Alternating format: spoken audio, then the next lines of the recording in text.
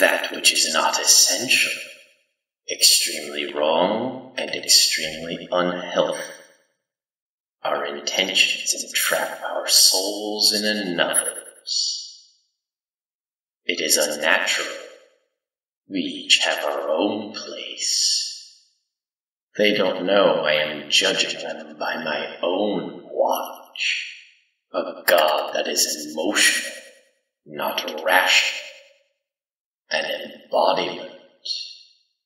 External circumstances.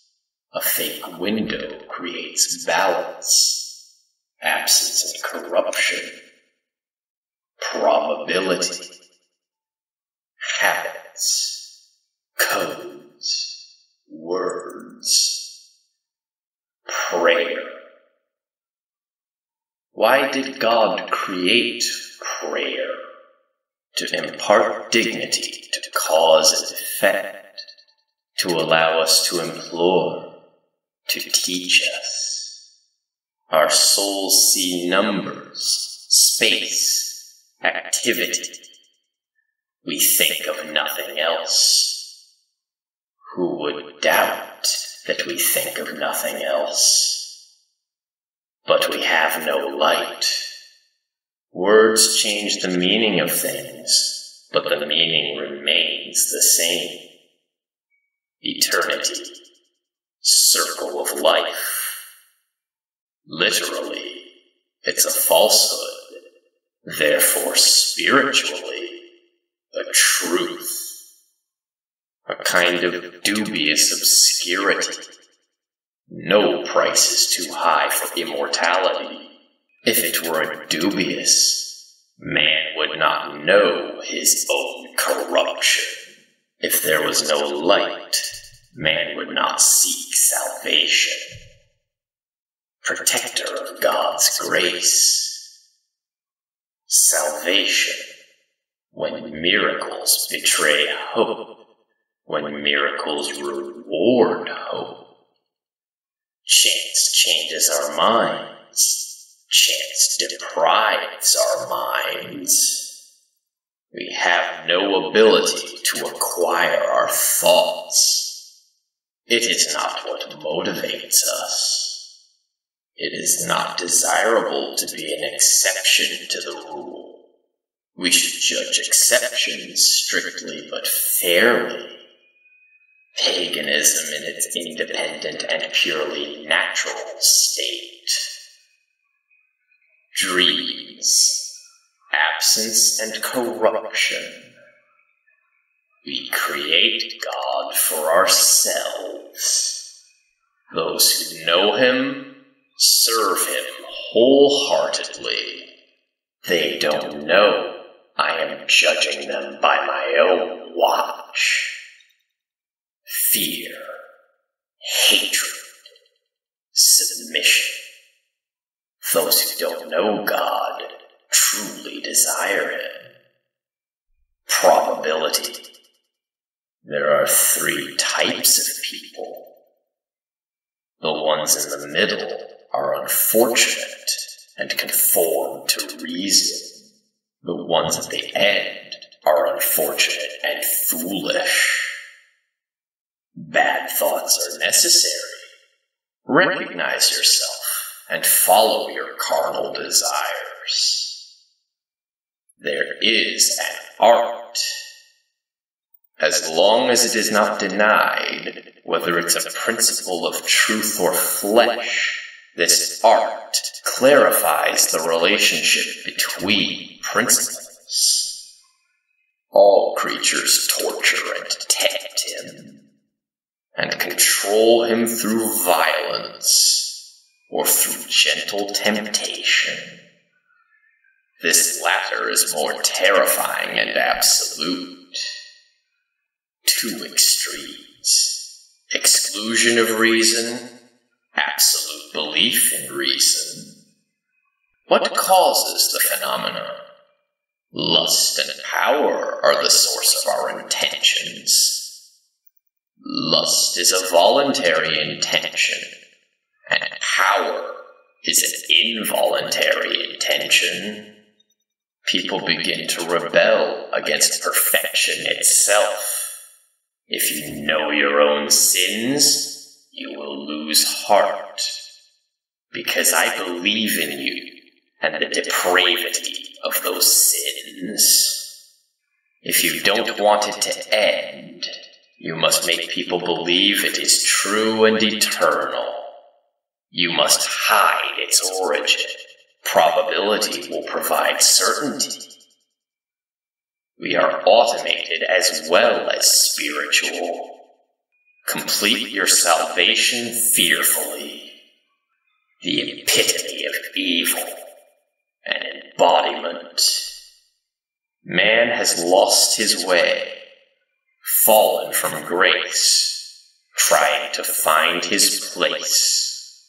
But who will deliver him there? A secure foothold. God's grace. The strongest and most credible proof are our habits. Habits influence automation, and automation unwittingly drags the mind with it. You must make them believe, so this isn't reversed. A kind of dubious obscurity, vague ambiguity. Nature is an image, darkness. God guides us to the one essential thing through diversity to satisfy both sides. I don't know, they say. What's not perfectly good is just an embodiment of it. The only necessity. Exclusion of reason. Absolute belief in reason. Two extremes. Without this mediator, we will lose all contact with God, protector of God's grace. Language is the same either way. Those who pass judgment need a focal point. The lecture on God's grace. Witnesses who don't excuse death. Two witnesses. A ladder. Two foundations. One internal, one external. God's grace and miracles are both natural phenomena. Not only do we see things from a different perspective, we see through different eyes. So why would they appear the same? If God supports nature, then let nature prove this clearly, I often wished. The work of God's grace, absence and corruption, an embodiment. Nature made all these things mutually exclusive. Tyranny. A fake window creates balance. People only seek horizontal symmetry, not in height or depth. If you recognize me, compare yourself to me. What are you comparing? Yourself or me within you? If it is yourself, that is despicable. You are comparing me to myself. For 4,000 years, people continued to prophesy about his coming, to desire glory, greatness, probability. But is it probable that probability provides certainty? Truth does not inhabit the earth. Truth wanders amongst us. Those who escape it are fortunate. God's grace is a natural phenomenon. To prove that nature is the image of God, we are perfect in some sense. To prove we are only but an image, we have some faults. Reason controls us much more severely. Nature has made us extremely neutral. we always end up evening the scales. God guides us to the one essential thing through diversity to satisfy both sides. Imagine a body full of bodies of thought. If it splits and doesn't return to the whole, it was only meant for death and destruction. Universal good is within us. It is us, but is not us, because it is infinite. A prisoner awaiting his execution. Contradiction. It belittles us. It hates us. If two things unite without changing, one will not become the other. Thus, our spirit unites within our bodies and maintains a balance of opposing virtues. Our souls are thrown into a body and find numbers, time, a third dimension. It makes inferences and calls it nature, inevitability. We cannot think of anything else. We recognize truth not just through reason, but through emotion. Emotion senses that space has a third dimension. It senses principle, and a proposition is made. Emotion, instinct, principle. Instinct and reason. Two natural symbols. God's grace will always exist, as will nature. Therefore, God's grace is natural, in a sense. Birth symbolizing the creation of man. Baptism symbolizing the atonement. He came to this earth to impart truth without symbolism. But to say he only came symbolically and to refute his existence is a blasphemy. Love is not a symbolic rule. By systematically explaining the origin of love, one cannot confirm that he should be loved. One must sympathize with both sides. But while one sympathy is born of love, the other sympathy is born of contempt. The various origins of love. Protector of God's grace. Contradiction. Unspoken desire. Deception. Salvation. The only necessity. Dream. The difference between rest and ease of conscience. Nothing besides the truth is certain. The first birth creates the former. The grace of the second creates the latter.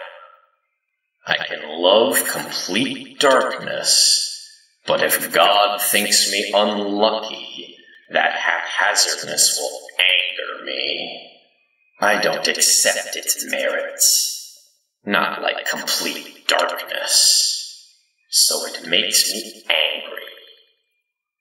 This is proof that I idolize darkness and have drifted far from God's order.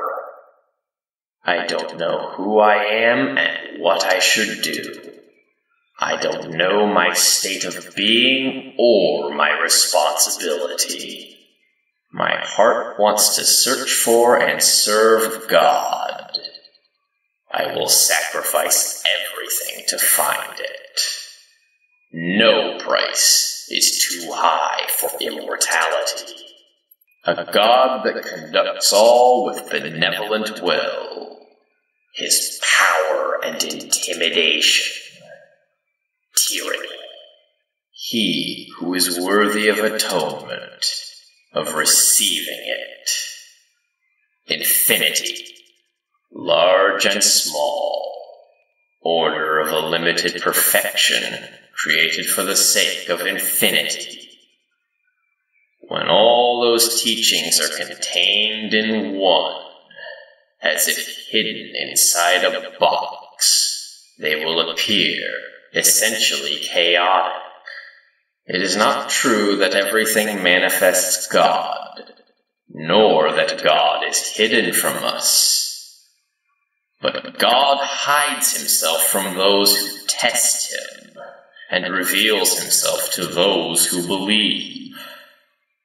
Inside this gigantic prison, there is no direction. In the hands of an angry God, time. Once an immortal being exists, he always exists. We want to live an imaginary life within another's mind. God is infinite, first of all. Empty space. That cannot be changed by will. It is power and intimidation. Tyranny. The be-all and end-all. A mutual and inescapable relationship. Error and falsehood. The protector of truth. Another form of insanity. Hateful things. Fear. God's deeds. Salvation.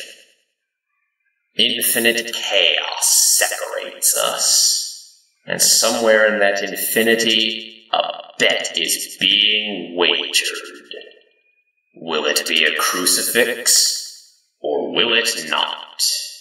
Our souls are thrown into a body and find numbers, time, a third dimension, activity at a standstill, countless infinity, ambiguous and limitless.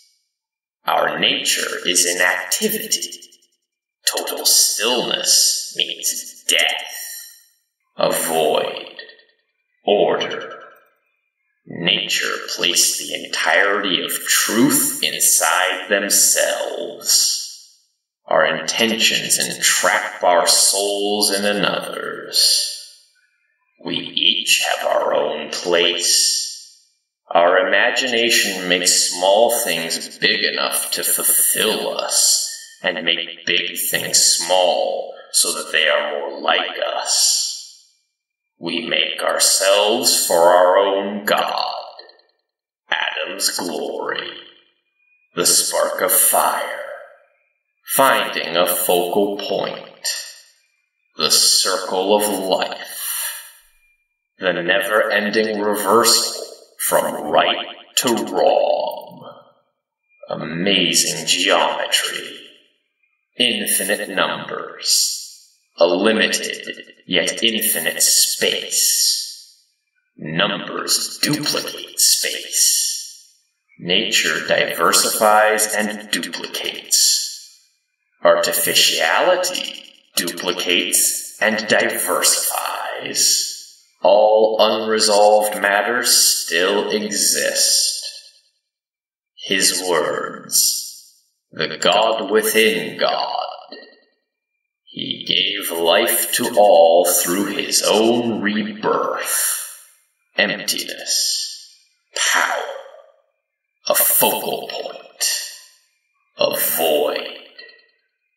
That which is not essential. Extremely wrong. But in order to maintain his supremacy, God granted prayer to his believers. A wish for dependent independence. Insufficiency. Prayer. Everything is duality. Everyone is both alive and dead. The chosen and abandoned always exist in the marvelous order. The root of self-love. The hateful thing. Me.